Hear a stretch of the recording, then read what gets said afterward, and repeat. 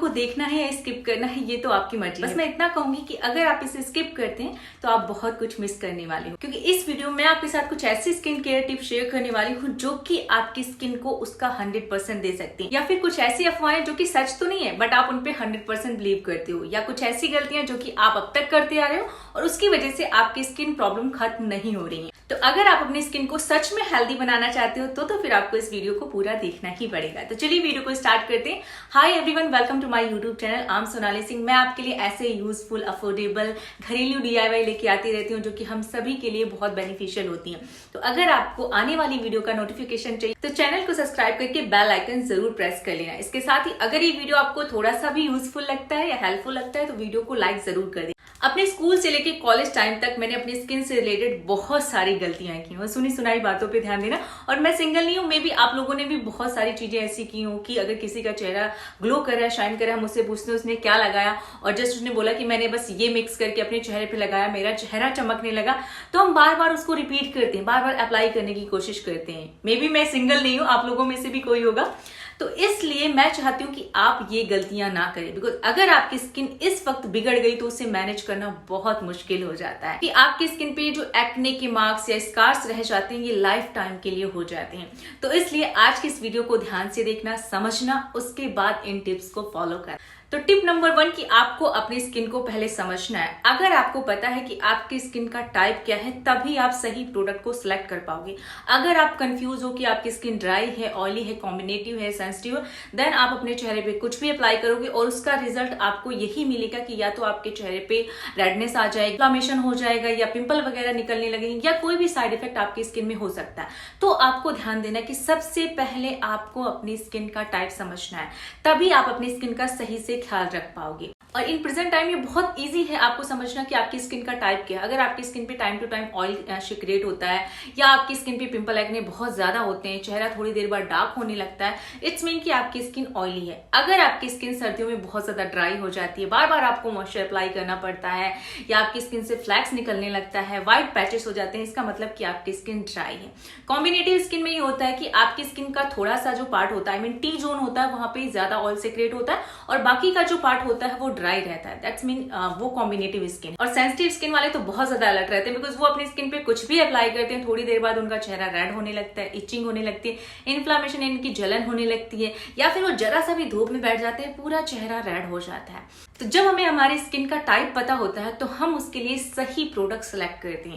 Tip number 2, आपको अपने चेहरे को 2 बार से ज्यादा वॉश नहीं करना है, बिकॉज इससे आपके चेहरे पे जो भी नेचुरल टेक्सचर है, मॉइस्चर है या नेचुरल ऑयल है वो खत्म हो जाता है। कि अगर आप 2 बार से ज्यादा अपने चेहरे पे फेस वॉश अप्लाई करते हो तो केमिकल एलिमेंट्स आपके चेहरे पे हावी होने लगते हैं। इससे फिर आपको स्किन प्रॉब्लम स्टार्ट हो जाती है, पिंपल एक्ने होने लगते हैं, स्किन में ड्राइनेस आ जाती है या स्किन डार्क होने लगती है। तो इसलिए आप अपना कोई भी फेस वॉश यूज करें उसे सिर्फ 2 बार ही इस्तेमाल करें और अपना राइट फेस वॉश ही यूज करें जो आपकी स्किन के टाइप के अकॉर्डिंग हो। अगर आपका फेवरेट इन्फ्लुएंसर कोई भी फेस वॉश यूज करे तो डजंट मीन कि वो आपकी स्किन के लिए भी सुइटेबल होगा, या फिर कोई भी प्रोडक्ट मार्केट में बहुत ज्यादा सर्कुलेट हो रहा है, हर कोई उसे यूज कर रहा है, डजंट मीन कि आपकी स्किन के द्वारा भी एक्सेप्ट किया जाएगा। लेकिन हाँ, अगर आप नेचुरल DIY यूज करते हैं तो कहीं ना कहीं आपकी स्किन, आपकी बॉडी उनसे वाकिफ होती है, तो वो हर टाइप की स्किन के लिए सुइटेबल होती है। प्रोडक्ट को सही ऑर्डर में अप्लाई करना, जिसको लेके 75% तक लोग अभी भी कंफ्यूज है कि पहले सीरम अप्लाई करना चाहिए, मॉइस्चर अप्लाई करना चाहिए, जेल अप्लाई करना चाहिए।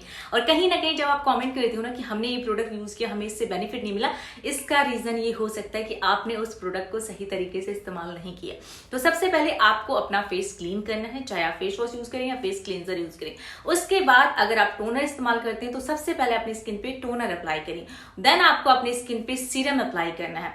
आपको प्रोडक्ट के टेक्सचर के अकॉर्डिंग उन्हें पिक करना है। सीरम अप्लाई करने के बाद अगर आप अंडर आई जेल अप्लाई करते हो देन आप वो अप्लाई करोगे। उसके बाद आपको फिर अपना मॉइस्चर अप्लाई करना है।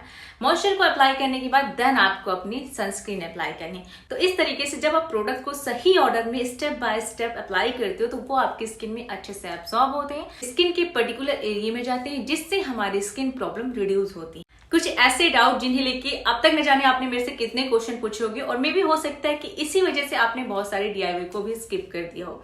क्या हम अपने चेहरे पे लेमन या फिर बेकिंग पाउडर इस्तेमाल कर सकते हैं या नहीं?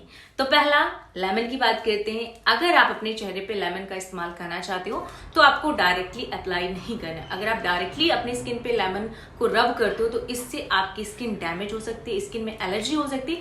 इसके साथ ही ये बेनिफिट तो हो सकता है दीदी, लेकिन बाद में आपकी स्किन में बहुत जल्दी एजिंग के साइन नजर आने लगते हैं, यानी कि आपकी स्किन में टाइम से पहले ही फाइन लाइन और रिंकल्स नजर आने लगेंगे। जिस तरीके से आप लेमन को डायरेक्टली ईट नहीं कर सकते, अगर आप लेमन को डायरेक्टली खाना चाहोगे तो आपके दांत भी उससे एक्सेप्ट नहीं करेंगे। इस तरीके से अगर आप अपनी स्किन में डायरेक्टली लेमन अप्लाई करते हो तो हमारी स्किन उससे एक्सेप्ट नहीं करती है। उसकी जगह अगर आप लेमन जूस को पानी में ऐड करके इंटेक करते हो तो आप उसे आसानी से कंज्यूम कर सकते हो और उससे आपके टीथ भी खट्टे नहीं होंगे। इसी तरीके से डायरेक्टली आप अपनी स्किन पे लेमन नहीं अप्लाई कर सकते, आपकी स्किन उसे कंज्यूम नहीं। आप चाहे तो उसे किसी भी मास्क में ऐड करके या किसी भी सीरम में ऐड करके उसकी कंसिस्टेंसी को डाइल्यूट करके अपनी स्किन पे अप्लाई कर सकते हैं, क्योंकि लेमन में रिच मात्रा में विटामिन सी होता है और विटामिन सी हमारी बहुत सारी स्किन प्रॉब्लम को रिड्यूस करता है, यानी कि बेनिफिशियल तो है, लेकिन अगर आप इसे सही तरीके से नहीं यूज करते तो ये आपकी स्किन के लिए हार्मफुल भी हो सकता है। सेम अगर आप अपने स्किन पे बेकिंग पाउडर का इस्तेमाल करते हैं तो आपको डेली नहीं करना। स्किन पे बेकिंग पाउडर का मकसद होता है कि आपकी स्किन से जो भी डेड लेयर है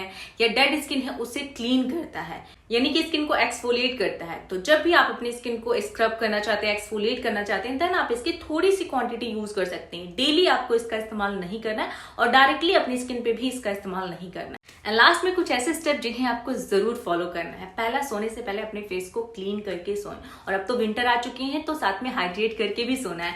तो इसलिए मैंने एक बहुत effective and useful DIY night cream आपके साथ शेयर की है। मेरी मम्मी इसे यूज करी and she is very happy with this, because इससे उनके चेहरे पे मॉर्निंग में बहुत सॉफ्टनेस आती है। आई मीन चेहरा शाइन भी करता है, साथ में चेहरा हाइड्रेट होने के साथ साथ सॉफ्ट भी रहता है। अगर आप चाहें तो इसे नाइट में इस्तेमाल कर सकते हैं, आप भी इससे बहुत ज्यादा हैप्पी होने वाले हैं। दूसरा, चाहे आप घर में रहें या फिर आप बाहर जाएं, आपको सनस्क्रीन जरूर अप्लाई करना है, बिकॉज आपके घर में भी बहुत सारी लाइटें होती हैं, आप बहुत सारे इलेक्ट्रिक टूल यूज करते हो जिनकी जो रेज है वो आपकी स्किन को इफेक्ट करती हैं। तो इसलिए घर पे भी आपको सनस्क्रीन जरूर अप्लाई करना है। तो आप फेस वॉश यूज करते हो ना, उसको ध्यान से देखना कि उसका टेक्सचर क्या है। बहुत सारे फेस वॉश ऐसे हैं जिनमें छोटे छोटे दाने होते हैं, यानी कि वो एक्सफोलिएशन का काम करते हैं। तो डेली बेस पे ऐसे फेस वॉश को यूज करने का मतलब है कि आपकी स्किन बहुत ज्यादा डैमेज हो सकती है।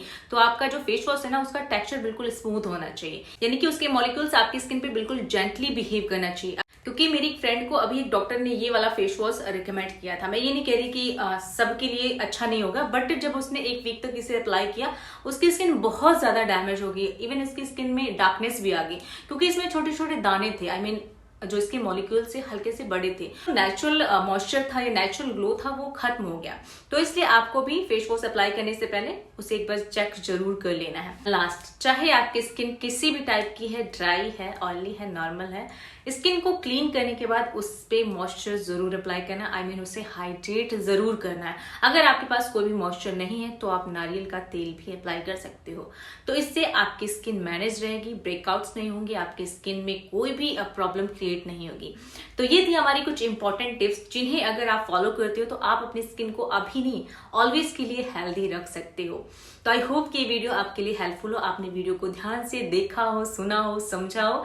तो अगर ये वीडियो थोड़ा सा भी हेल्पफुल लगी तो वीडियो को लाइक जरूर कर देना। कमेंट करके अगर कुछ भी डाउट है इसके रिगार्डिंग तो आप वो पूछ सकते हो। इसके साथ ही वीडियो हेल्पफुल है तो अपने दोस्तों के साथ, फैमिली में, फ्रेंड में, सिस्टर के साथ शेयर जरूर करें। चैनल को सब्सक्राइब कर लें। Thanks to watch full video. Love you all, bye bye, take care.